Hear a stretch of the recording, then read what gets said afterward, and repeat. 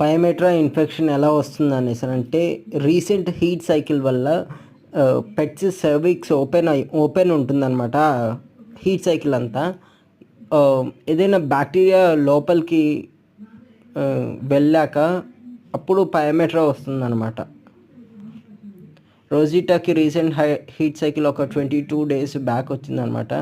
నేను 4 days back observe చేశాను అనమాట. కొంతమంది వాగుతారు కుక్కే కదా అది ఇది అనేసి అని, అలాంటి వాళ్ళని చెప్పు తీసుకుని కొట్టాలి.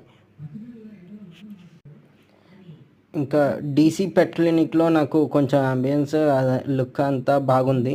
అందుకని నేను డీసీ పెట్ క్లినిక్లోనే రోజీటా సర్జరీ షెడ్యూల్ చేసుకున్నాను. సో ఇక్కడ కొంచెం హైజెనిక్గా ఉందనేసి అని ఇక్కడికి తీసుకురావడం జరుగుతుంది. ఇవాళ 8 o'clockకి, అంటే March 21st 8 o'clockకి